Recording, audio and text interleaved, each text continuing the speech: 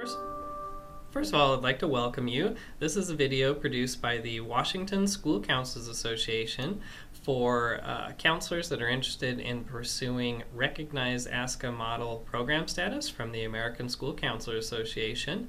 So I am Brian Matheson. I am a WSCA board member, and again, this is for our members and for the school counselors across the state of Washington who are seeking RAMP designation from the American School Counselors Association.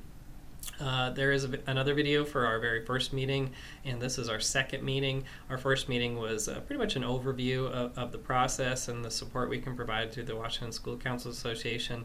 This quick video is intended to cover our first meeting, and in our first meeting today we are going to be covering the annual agreement and the program goals. What you're looking at on the screen right now is our meetings, and if you joined us last time, you know that we have a series of meetings which are designed to break down the RAMP application process into some steps.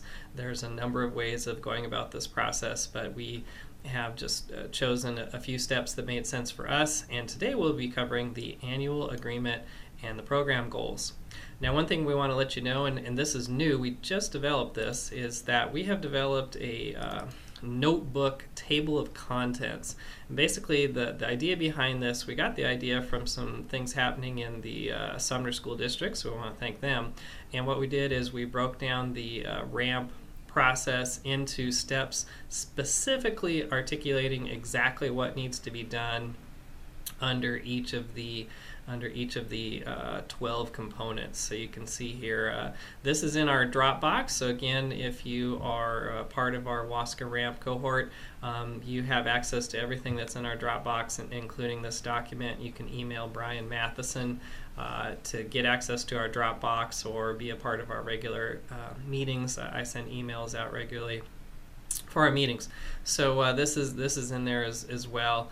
And you can see we'll be under the annual agreement, and under annual agreement there are some things that ideally you'll have in place to complete that annual agreement, and we'll be covering those today. So the first thing, before you get going on the annual agreement, one of the first things you want to do is you always want to look at that ASCA RAMP scoring rubric. That is always the starting place for RAMP. Each of the components, you want to take a good look at that rubric. So if you're on the website for the ASCA National Model RAMP, click on the rubric, and we're going to scroll down. Now again, some people like to start with vision. There's a number of ways of starting. I just chose the annual agreement because it is a driver for the goals, and the goals are a major part. So we'll be covering the goals and the annual agreement together, and this will make more sense hopefully as we go along. But this is the annual agreement rubric here, and if you are in a team of counselors, then your whole team is going to need an annual agreement. You can see here an annual agreement for each school counselor. If you're it, then it'll just be for you. And it is important to know that the annual agreement must be signed by the supervisor or supervising administrator within the first 2 months of school. And the annual agreement incorporates the vision, mission, program goals, as well as the caseload responsibilities. So that's the annual agreement. And then again, you want to take a look at the exemplary, and you're ready to go.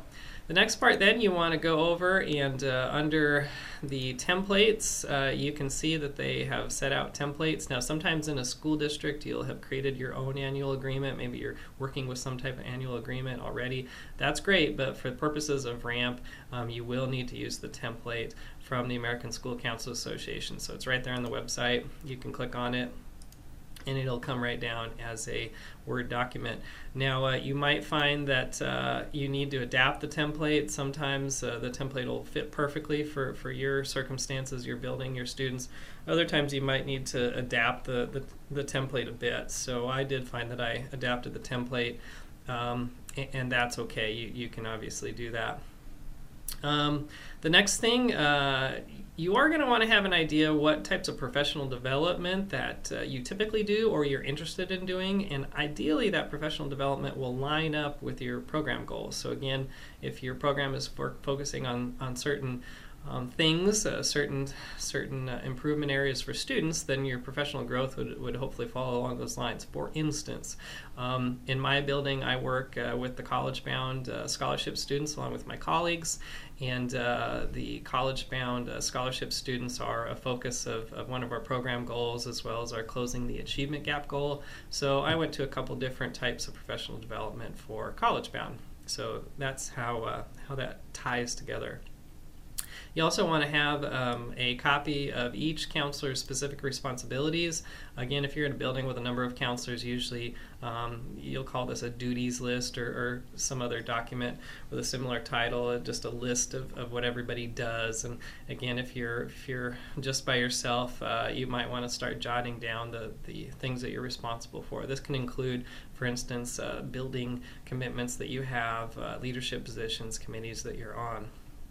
Some people also find that to get started on the annual agreement, you want to do a use of time assessment just to make sure that you are spending your time ideally in direct services to students and spending your time in the way that benefits students, maximum use of your time to benefit students.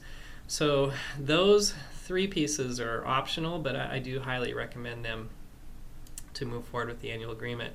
Now, on the annual agreement also has your program goals and your mission. So this is one of the reasons I started with the annual agreement, is it incorporates 3 different pieces, which are major drivers. So for your program goals, you're going to want to download the school data profile. Again, this is optional and not required by RAMP, but I highly encourage you to take a look. So if you click, this is a document with a live link. It's going to take me over to the American School Counselors Association website, or at least that's the idea. It should link over. Yeah, we'll jump ahead a little bit. Oh, there it goes. All right. So this is the school data profile, and basically it is a way on a single page to collect all your student information, areas where perhaps students are doing great and things are going wonderful at your school, and also areas where maybe we need to work on some improvement. It gives you a picture of your school, and I particularly like it because it's so hard to really understand what's happening in a building, especially if you're in a large building, and a document like this helps pull it all together in one unified location. And again, just like with the annual agreement, you might find that you have to adapt this document. You'll notice that it's got major categories down here that you can adapt those. It's got school years. Again, hopefully you'd be looking at trends over a number of years. In our Dropbox, you will find that in Battleground High School, under our school program goals, we do have a example of our school data profile. Let's see if I can get it to open up. That's not working. All right, so let's see here. I'll try it this way. I got a different way of going about it. All right, so this is our school data profile for Battleground High School. You can see again I adapted the template for Battleground High School. I put down some things that are pertinent to our building. We're a high school, so we have some things that you would see in a high school building. Those are on here, and you'll see some handwritten notes as well as some typed in things. It doesn't have to be perfect. Again, this is just background work to set your goals. And what you're looking for with the school data profile is, again, you want to have a good picture, good idea what's happening with students in your building. Down here, we also took from Career Cruising, which is a tool we use for a high school and beyond plan. We took some of the most requested electives for students, some of the careers that our students are most interested in. Again, the spirit of this is trying to get an idea who my students are. We also looked at the Healthy Youth Survey, and that's a very large document, so we pulled out some things that stood out and seemed significant to us. Again, we got some handwritten notes here and some more things about high school and beyond plans that came out of Career Cruising. And again, you can see it's only 3 pages long, or 4 rather, and it gives us a picture of what's happening at Battleground High School. All right, so let's go back to where we were. From there, and this is really the key, is once you have an idea what's happening in your building, happening with your students, you can start to set goals. And think of the goals as big, large, umbrella type goals to be working on throughout a school year, and perhaps even going forward. These could even be long-term goals, 2, 3, 5-year goals. And so this is the SMART Goal worksheet from the American School Counselors Association. Again, this is not required for RAMP, but it's a really useful document because it takes you step by step through the process of writing some SMART goals, and then it concludes with a very tight final SMART goal. And again, if you're in a building with several people, these are things that you would be doing along with your teammates. You can see here, based on the information above, write a single goal statement. And you can see the example: by the end of the school year, the number of discipline referrals will decrease by 20%. So there's the idea there. So mission. So in order to write a mission, again, take a look at that rubric. You're going to want a copy of the state Department of Education mission statement. So this would be from our Washington OSPI. You're going to want a copy of your school district mission statement, your school mission statement, and in our case we also have a guidance department mission statement. You might have that as well. And you will use think of those as a straight line, from the state level, district level, building level down, to write a mission statement that applies to your building, incorporating all those different pieces. So again, all this is in our Dropbox. There's a lot of examples from Battleground High School right now, but we're hoping going forward we'll have examples from other schools as well, as more people take this on. But our Battleground High School mission statement, again, there you can see the Washington State Office of Superintendent of Public Instruction, OSPI. So you can take that from us. You can copy that. Our district mission, school mission, guidance department mission, and then here's the mission that we wrote for Battleground High School. Again, this is in our Dropbox. And then with RAMP, you are expected to write a narrative that goes along. And basically the narrative is explaining how you came to the mission statement, how it flowed from the OSPI district and building mission statement. So that's what you're doing with RAMP. So hopefully I'm not going too quickly for you. Let's go back to that annual agreement. And I'll show you how this is starting to pull together here. Oh, one more thing before I go to that. Actually, let's look at the goals for a second. So we have some goals at Battleground High School in the Dropbox. We actually went through a series of goals. It was really a process for us, and it may be a process for you as well. The writing the goals is particularly important, and so you can see we have several goals that we drafted out, changed, adapted over time. Ultimately, we landed on 3. The rubric does not say that you need to have 3. You could have less, you could have more. 3 just was a number that worked for us at Battleground High School. You can see that our first goal has to do with students completing the high school and beyond plan. Obviously that ties directly to a graduation requirement here in the state of Washington, so it's a good target. We found that our students weren't completing that high school and beyond plan until much later into the senior year that we would prefer, so our goal was to have students complete that high school and beyond plan much earlier, with the idea being, of course, that hopefully they can start to nail down their goals after high school and make progress on those goals. We also paid particular attention to the college-bound students, wanting to make sure that they had those plans laid out. And you'll notice, of course, this is a career-related standard. There's nothing in the rubric that says you have to have one career, one social, emotional, and one academic, but it's certainly not a bad idea to cover all 3 domains. Our second goal has to do with freshmen who are exhibiting risk factors.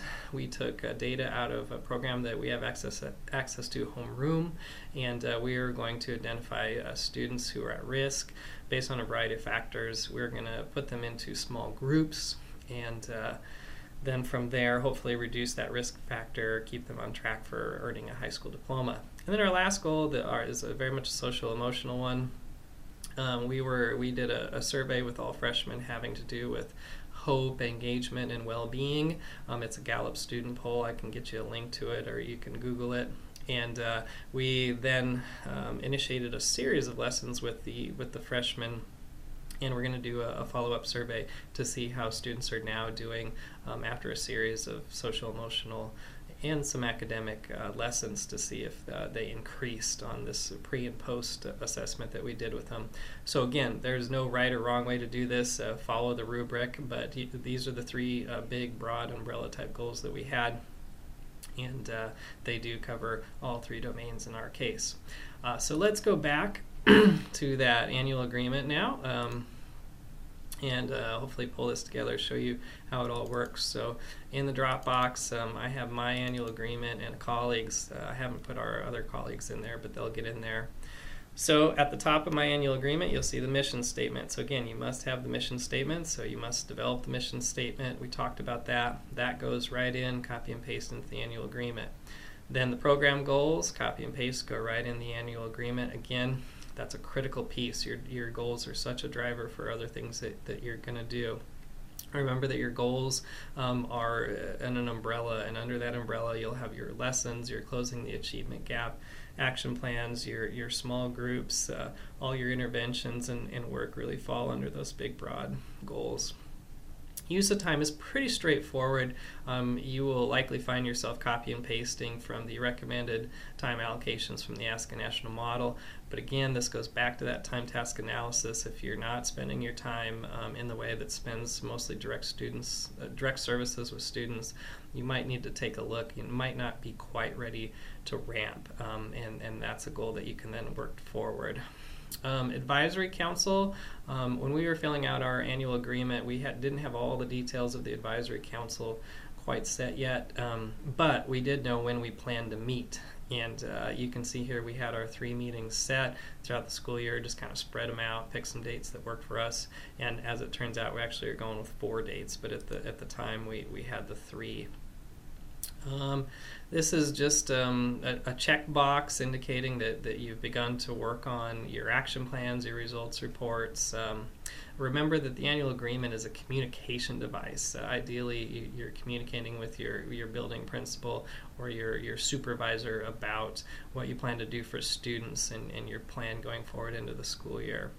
Under professional collaboration and responsibilities, again, this is pretty straightforward. Usually comes out of that duties and responsibilities, who's working on what, leadership positions in your building, things that you're working on as a counseling team.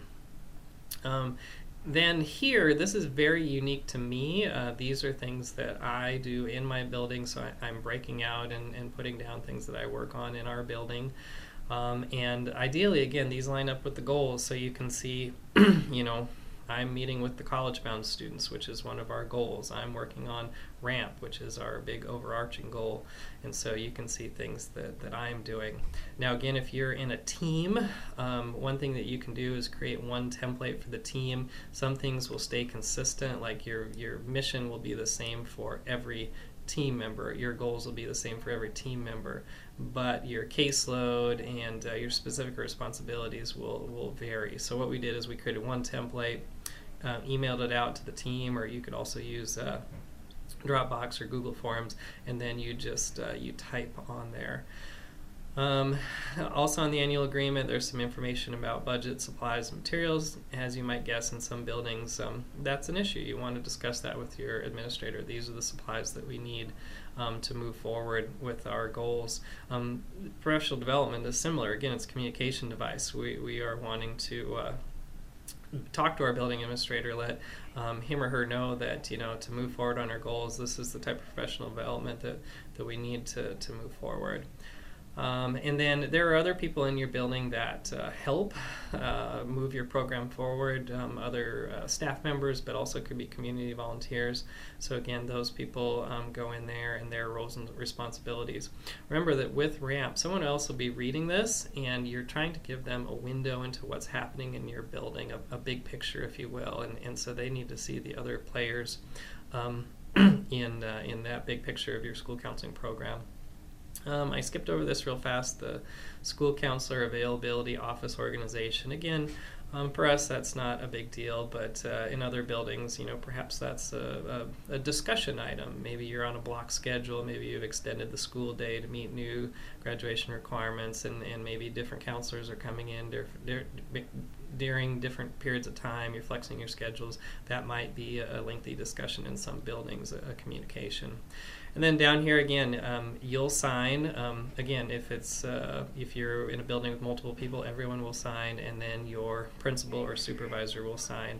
And again, that has to be signed within the first 2 months of school. So one more time, just kind of circling back. So on this particular meeting, we were focusing on now I can't find it, but on this particular meeting, we were focusing on the annual agreement, and under the annual agreement are the mission and the school counseling program goals. So I hope that gives you an idea. You are, of course, welcome to email me, call me if you have additional questions. You can find me on the WSCA homepage or at Battleground High School. My information is up there as well. And at our next meeting, we'll be going over, off the top of my head, we'll be going over calendar. And hopefully you can make our meeting. We hold some meetings over the internet and telephone, but if you can't make our meeting, we will produce another video. And with that, I thank you for joining me. Thank you very much.